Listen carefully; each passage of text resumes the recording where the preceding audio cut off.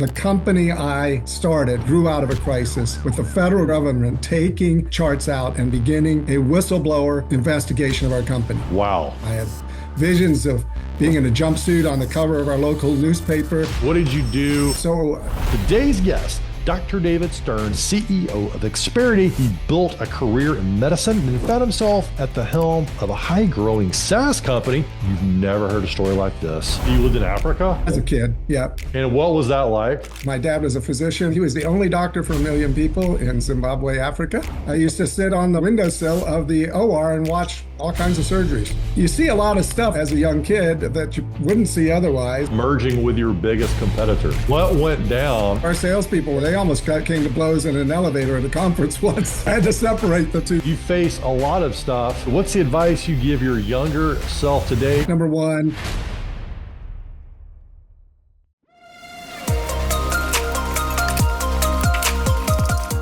Hey there, everybody. Welcome back to Lead the Team. So how does a physician with zero business training end up running a 600-person tech company that serves 6,000 urgent cares, which is about half those in the entire industry? And in the meantime, pull off two massive private equity deals, including a merger with his biggest competitor? Well, today's guest, Dr. David Stern, CEO of Experity, didn't just pivot careers, he jumped tracks entirely. After spending part of his childhood in Africa, he built a career in medicine and found himself at the helm of a high-growing SaaS company in one of the most competitive sectors in healthcare. That's right, urgent care EMR. And no MBA, no blueprint, just grit, mistakes, and a relentless drive to lead better. So in this episode today, we're going to jump into this, and he's going to reveal what it really takes to lead when the stakes are truly high, and why his medical training didn't actually do the trick for him in business, and how he rewired himself to become the leader his company needed most, plus the advice he'd give his younger self and the leadership lesson that actually nearly broke him along the way. You've never heard a story like this. Dr. David Stern, welcome to Lead the Team, my friend. thank you. Pleasure to be here, Ben. So, David, what's the advice you give your younger self today, or something you tell your younger self to try? Probably the same sort of advice that I'd give myself today. Don't sweat the small stuff. And you know what? It's almost always small stuff. Even the stuff that looks like it's going to blow up and destroy the business. Seemed like 2 or 3 days later, when you analyze it, you know what? Not near as bad as it looked at the time. Well, that means a heck of a lot from a CEO and an ER doc, because you face a lot of stuff, a lot of big challenges on the way. Was there a certain point in your career where you're like, you know what, I have been suffering long enough with the stress, I got to get a better perspective? Or is this something that's just come to you recently in terms of how to view this?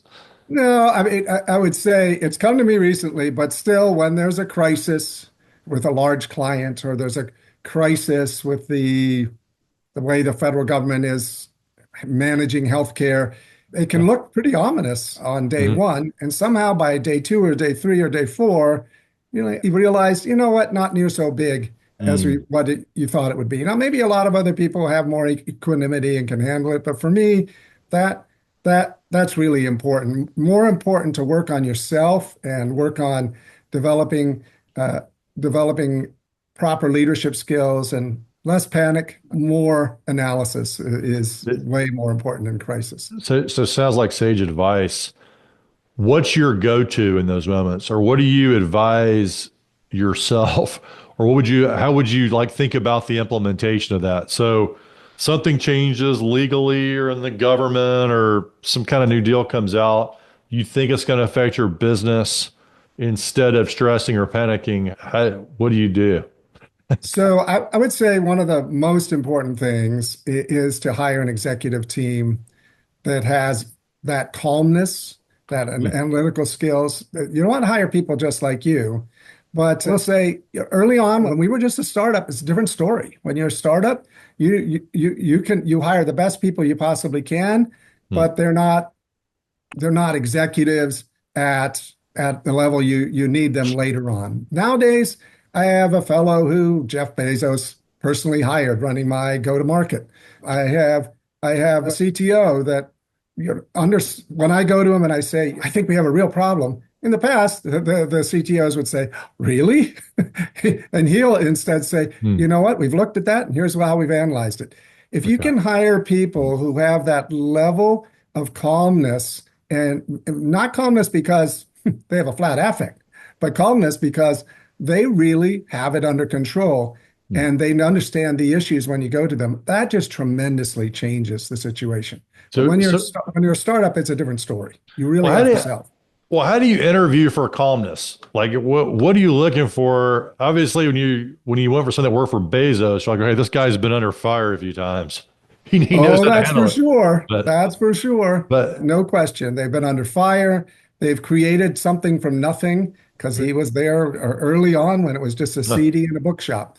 And his Hmm. job was to create the merchant services part of this. It's not merchant service, create uh, the merchant solution where he was doing something that had never been done before. And he brings that level of calmness, been there, done that. Maybe that's one of the most important things, just been there, done that, seen problems and solved problems. Brings you back to, okay, we don't need to panic. We need to think Yeah. about this more carefully. I think hiring people that are different than you. And if you're somebody Hmm. who doesn't panic enough when things are going bad, maybe you need somebody who says, wait a minute, this is a really serious issue. Well, But you need people that balance you out. And that's what I have now. I have an executive team, really top executives who make my job easier than it ever was. My job was much harder when we had three clients and almost no revenue than it is now. Now, having a team makes a big difference, and relying on that team is really important. Yeah, I really like that. And it's because your natural, I suspect, tendency coming out of the ER world is crisis immediate response, It knee-jerk is, and reaction. that's if you don't act really quickly, there could be a big problem. I will say that was a big help in COVID when my Huh. customers were saying we're going to close all our clinics because we're not seeing any patients right at the beginning of COVID 2020 in April. Quite a few of my largest clients said we're going to be closing half of our clinics. We're like, don't close your clinics. You're Yeah, going to point in the spirit to respond to COVID. There's going to be testing. There's going yeah. to be That's the whole protective point. equipment. Well, they were like, we can't get protective equipment. We can't get testing. We can't Uh, see the patients. What's the point? And I said, okay, let's start having meetings. So we started meeting with hmm, all of the executives in the industry, even ones who weren't our customers, actually. And we had a weekly 1 hour meeting where we discussed where can you get the protective equipment? Where can you get the testing? yep. And within three or Hmm. 4 months, they were seeing more patients than they had ever seen before. One clinic with four, no, six drive-through lanes in their parking lot was seeing 3,000 patients a day. Wow. And the problem was, and there, it It- felt like everything. Talk about my younger self, my older self was there panicking because yeah, our software isn't designed to handle 3,000 patients a day in one clinic. So we have, instead of a hmm, scheduling software, we have queuing software. So hmm. somebody gets in line, it pushes everybody out. Uh, And it broke the software to have 3,000 patients in a day in a wow. single clinic. We had to rapidly pivot and fix that. And that's where that really rapid pivot response that you learn in emergency medicine, urgent care did help. Love that. And I think your self-awareness as a leader, hey, I'm programmed and I was successful and rewarded for being a quick responder in the ER. And there are moments as CEO where that can be helpful. But a lot of times it sounds like you're leaning on your team to keep you grounded and say, hey, it's not ER doc time. It's like calm, cool, collected. Let's get some perspective CEO time. And I love this idea of like it's like you're not hiring people like you. You're hiring a team to balance you and balance your That's superpowers. that's really important. Yeah, such And a you don't want powerful them to thing. balance you. I mean, I had some executives along the line that say, "Hey, calm down. There's no big issue here." Like, that's very different than, "Hey, calm down. We've got this under control. Let us explain how we're handling this issue." You need the second. The first, calm down, don't worry about it. That's no good in crisis. You have to have people who have it under control, or at least if they don't have it under control, they have a systematic approach to handling this if it's a crisis pretty quickly. And we have those people now, which makes it Yeah, so much and they easier. and they explain what's happening. They say, I They got it. explain it to you. You tell them there's a Yeah. crisis, and they say, "Yes, you're right, and here's the situation." Okay. Beautiful. All right. So we could spend the whole dang time talking about this. But It's good. this intro, we really laid out some big stuff. So you grew up part-time, or for a while you lived in Africa as a As a kid. kid, yeah. And what was that like? It's pretty interesting. Got me interested in medicine. My dad was a physician he was the only doctor for 1 million people in Zimbabwe, Africa. I used to sit on the windowsill of the OR and watch all kinds of surgeries. And Well, why? Why was he there for 1 million people? so he was in a situation where his family was very involved with charity, and four of his brothers ended up going over there as well in Africa, serving the people there and Wow. making a big difference for him. I mean, the only doctor for 1 million people. If he wasn't there, certain people wouldn't have lived, and Hmm. him being there, certain people did live. It was quite gratifying for him. A civil Hmm. war ended up meaning he had to move to the US and take the kids with him. And that's why I ended up growing up in the US, Hmm. where I was born, but spent the first 11 years of my life in Africa. What was it like? What was the impact it had on you of witnessing those surgeries in Africa that your dad was doing? Yeah. I will say just the fact that medicine is part of normal life, I think Hmm. was there. I mean, I Hmm. saw some surgeries. I mean, I can remember how traumatic it was to see a circumcision on a 12-year-old, and Oh, something seemed oh wrong about God. that one, but Oh, but it you'll had never to be forget done it. because of the Oof. medical problems that it was causing. So, you see a lot of stuff as a young kid that you wouldn't see otherwise, and Hmm. how I would be different if I hadn't seen that, who knows, Wow. honestly. Yeah.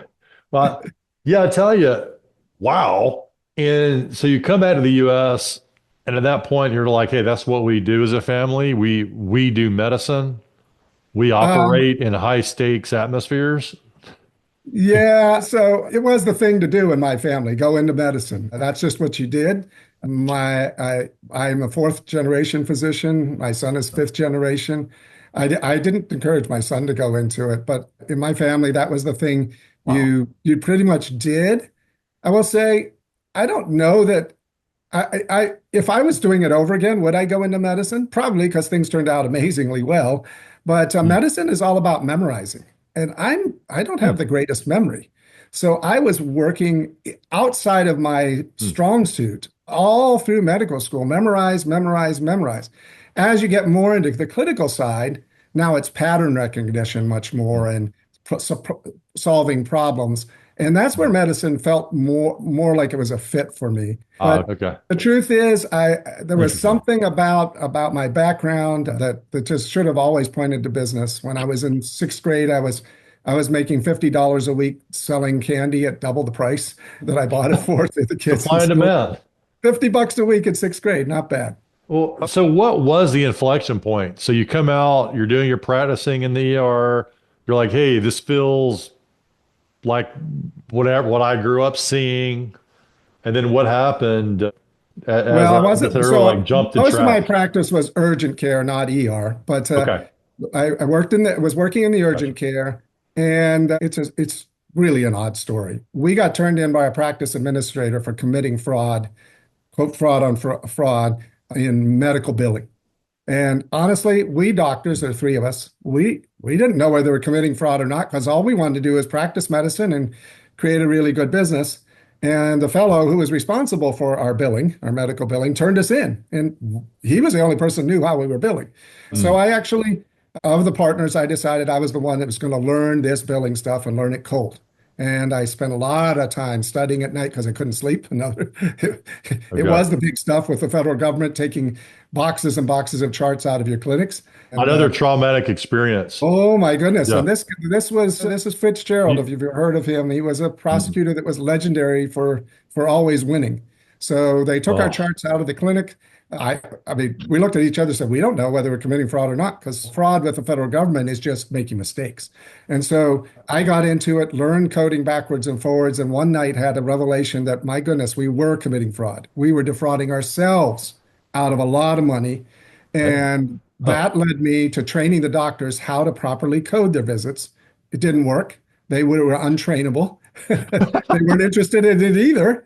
And so what I did was I said, we need a software that will automate this. We created a software that automated it, and every practice that implemented it became much more compliant with the federal coding rules and generally made significantly more money. So it paid for itself, but they were also now following the rules that the government had put out there. And when we solved the problem for our own clinics, we rapidly ended up having a product that we could sell to lots of other clinics. So the outcome of that case was you weren't committing fraud against the government. You determined it was against yourselves. You, Exactly. you, We were not taking credit for the work we were doing. It was very complicated to do it virtually. I mean, I did train the doctors. I even gave them all day coding sessions on how to properly code a visit to say, this is what I did in the visit. But the rules were so difficult that the doctors just gave up and would fall back into their old habits. So once we automated that, we could get them to dot the I's and cross the T's on their charting, and then we would get the coding right. And generally, they were making significantly more money. So they're getting credit for what they were doing, but they were also following the rules and not committing fraud. so the pain and trauma of having to go through that scrutiny unlocked something in you that you're like, I can solve this. Yeah, well, I wasn't sure I could solve it, but I wanted to give it my best shot. You're like, And I want to stay out of jail. solving it was amazing because inadvertently we ended up creating a business. It created the pivot from being a doctor and owning a few clinics to serving the full industry and helping them solve their problems. That's incredible. I It mean, was a wonderful experience actually wow. to see the You, change and to be able to serve my colleagues who I'd gotten to know over the years, and we come to respect each other. And that was a big part of why we could sell so well because I was over a few years before we had the product, I became known as the person who knew coding in urgent care. And then when I came up with a product that really solved it, they're like, well, let's use Dave's product. It must work. And sure enough, it did. well, and so now looking back, how many years ago was that difficult moment you faced to where you are with? 1998 is when we hit that wall, and 2002 is when we started the company. So there's a 4-year period where I really learned the rules, where I understood the rules, created a software that would solve the problems for our clinics, and then quickly pivoted to selling that software to my friends who are more than happy to go on that software. Yeah, I love this lens. The way I'm processing it is you had a problem that cut deeply and Mm. you took it upon yourself to find a solution. Did you try to go external first and find somebody else only and get frustrated and do it yourself? Like, how long was the I'm going to solve this versus, or I'm going to try to solve it versus I'm going to find somebody to help me? Yeah, so probably about 2 years learning all the rules, almost 2 years trying to solve it with somebody else's product. It looked at over 100 electronic medical records. That's the software solution that was seemed obvious. Somebody's got to have solved this. Yeah. And then I realized the solutions they had would slow down the clinic so much it wouldn't be feasible because you'd have to hire a whole bunch of people, Gotcha. and it would actually cost you more money than it would save you. And so I actually went to my partner and I said, I've looked at every electronic medical record that I could find. I looked at over 100, so it was a lot. And I said, there are lots of interesting ones out there. Here's the best one. The problem is, it'll make us some money. I think I can rejigger it to make us compliant with the government Hmm. rules, but we'll end up, even though our revenues on the side will go up, our costs will go up even more than our revenue. So it doesn't make sense. I think we'll have to find another solution. And my partner said to me, David, why don't we just start our own electronic medical record? Hey, John, we're not software people. We can't do that. He Right, said, David, right. I know you can do it. I believe in you. Now, that's incredible to have a partner like that who You're who like, how do you know really that? believes in you. Because I would have never done it if he wouldn't have said that. I put together a business plan in the next couple of weeks, showed I needed $1 million a year for 3 years to start this company, and the company would be self-sustaining after that. And that's exactly what we did. We lost $1 million a year for the first 3 years, and the next 2 years, year 4 and 5, we paid back the $3 million to the clinics. And by the way, the software generated an extra $1 million of revenue in our clinics. It was pure profit, and that's all I asked for, just the extra profit that our software created in the clinics. They were willing to give it to me for 3 years. Then they wanted it back in the clinics. And it was a completely self-funded business. We did not have to take any investors because the software itself, within 3 months, we had a product, very rudimentary product, but a product that actually generated an extra $1 million a year in our clinics. Wow. Well, so holy smokes. So you were like, man, this is, but you weren't popping the champagne because you were planning on $1 million loss, Yeah, right? well, it was like, I mean, instead And of taking venture capital, we were funding it you just ourselves with the extra bootstrapped it. million. Yeah. So many interesting points So we there. got an extra million revenue in the Yep. clinics, and we were losing 1 million in the software company, Yes. and only did that for 3 years. Only a Yeah. $3 million investment, and the business was then self-funding and paid the debt back. Yeah. And the way you're saying losing $1 million, some would say, well, you're just investing it. That's all it was. Yeah. I Yeah. mean, You're investing it. And basically, that's yeah. gutsy though, I mean, you really went all in on this, but Well, remember, uh, I had yeah. to create the software. I had to create the $1 million. I didn't get anything. Yeah. Yeah. Okay. Gosh. Yeah. Talking about losing sleep. Was that a sleep loser when you go in No, on a business yeah, plan? as soon as we implemented the software in our clinics, which was we started the company in October and we started implementation in March. That's how fast we were able to get a product to market. As soon as we put it in, I was like, "Yep, it's Okay. working. It's clearly working." Now, I will say our expenses, we were charging $2 per visit, and our expenses were $2.30 a visit. So that's where I Hey, had some issues. yeah. Um, You and got to we change worked some very things along hard the way. on we got that down under 15 cents with a lot of careful automation. And once we had it under 15 cents, obviously we were off and running because our gross margin was really high. Holy smokes.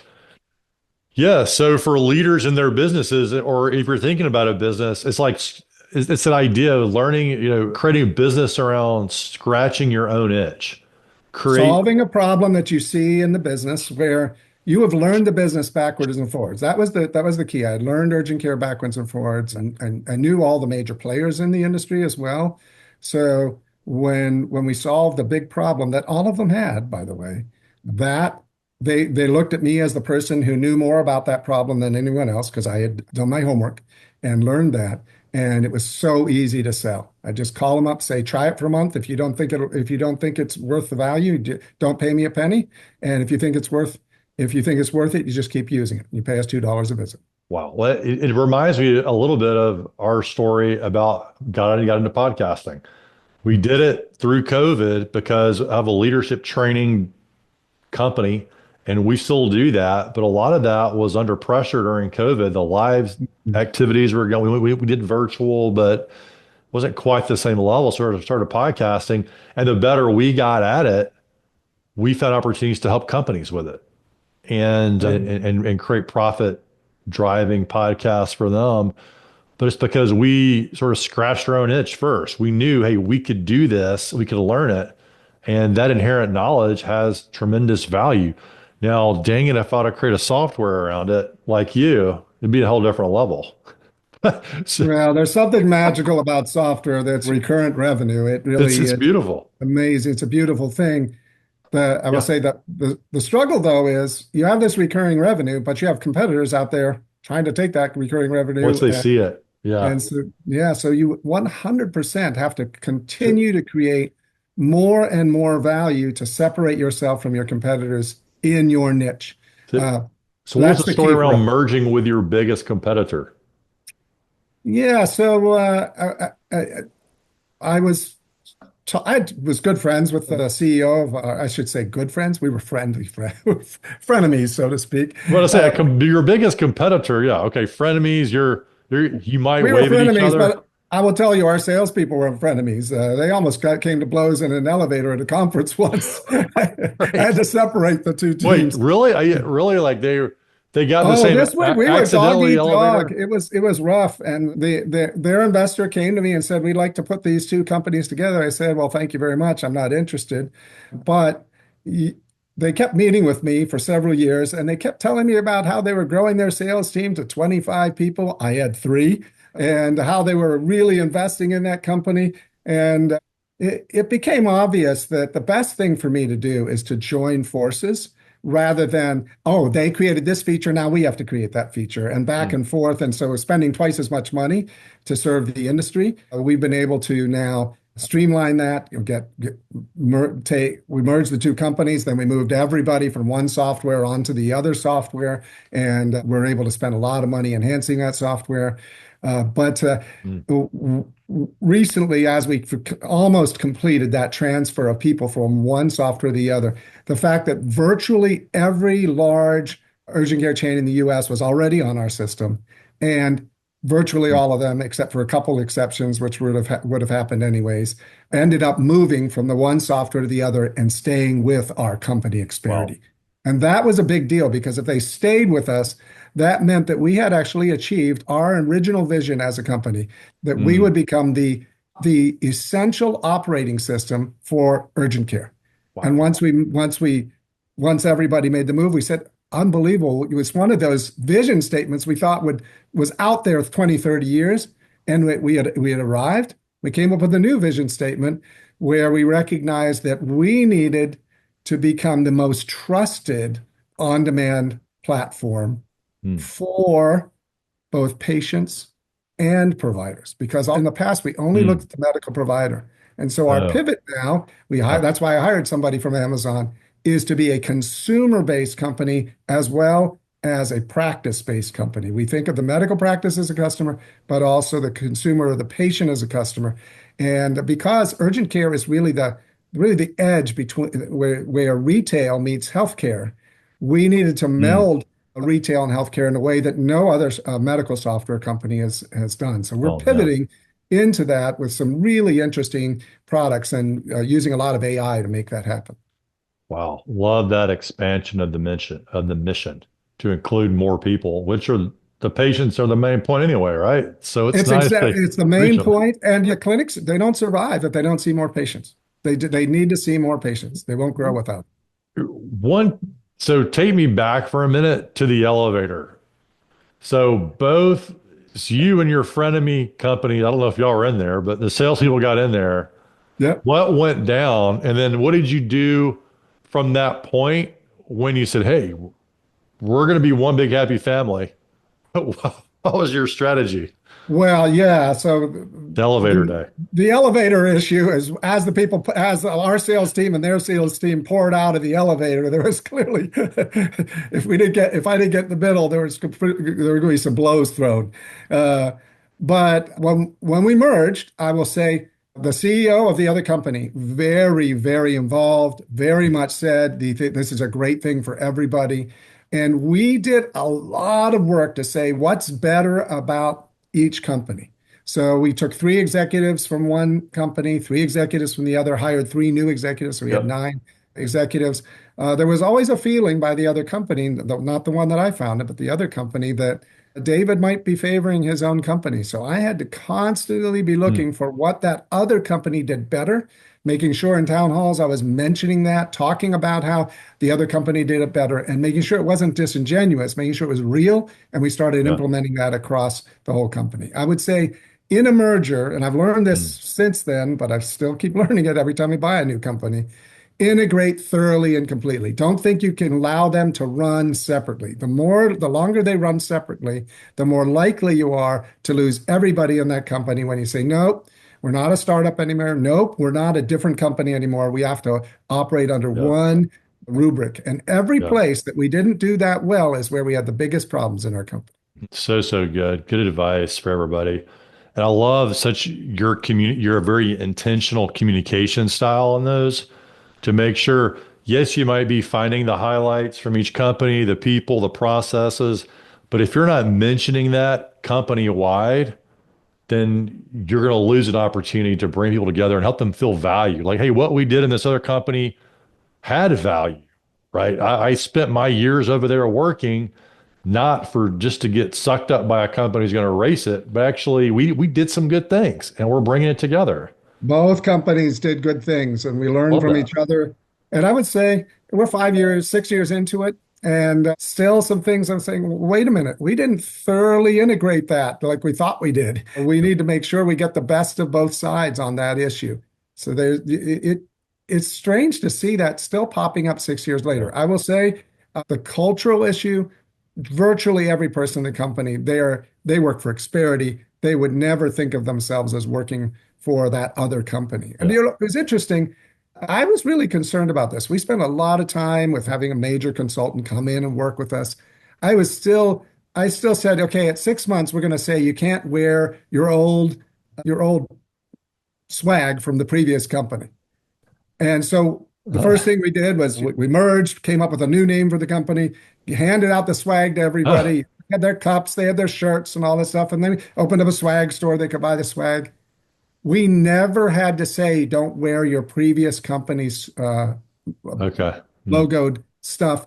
That completely disappeared from both companies voluntarily without me ever having to say a word about it. I have never seen the other company's swag show up since at least a month after the merger. I Hmm. don't know how that happened. It's almost a miracle, I think, but it happened across both companies. And I would say it's really a testament to the fact that number one, we did so much intentionally. The second thing that was easier, and so don't think every merger goes this well. We Hmm. were both from medium-sized cities in the Midwest, Sioux Falls and Rockford, Illinois. Neither one known for software. We had way more in common than we were different, and we emphasized that over and over again. Love that. Yep. Seems like it could be a strategy for world peace. But yes, coming together. And I love the symbolic nature of what people are choosing to wear Right. and making that choice, showing that, hey, things are coming together way beyond just the business outcomes, but as a company culture. And you're as a leader, like you're on the lookout for that. And so I really love that. David, what's your parting thought for our leaders today? It's been a lot of fun. Where I started out, it's never as bad as it seems in the crisis. And we talked about the story where the company I started actually grew out of a crisis with the federal government actually taking charts out and beginning a whistleblower investigation of our company. That, by the way, that investigation went nowhere. They never prosecuted us. There's no issues there. But the key there is it seemed like the whole business would blow up. I had visions of being in a jumpsuit on the cover of our local newspaper, and none of that really went down. But the bigger the problem, and you've heard this, everybody knows this, the bigger the problem, the bigger the opportunity. It's absolutely true because that risk of having that federal investigation of your clinic for committing quote unquote fraud, i.e., making mistakes in billing, that existed for every clinic. It was a major problem. They all knew it. Mm. And we were able to solve that problem. And instead of saying, you know what, you're just going to have to pay us money to do that, we said, you implement our software, it'll generate more revenue, it'll pay for itself, and it'll cover this big problem, this big risk that you have. It's not, this risk can be solved, and the problem itself is never as big as it looks in the crisis situation. And you'll sleep better at night. That's for Yeah. sure. Thanks for coming on the show, David. That's, thank you very much, Ben.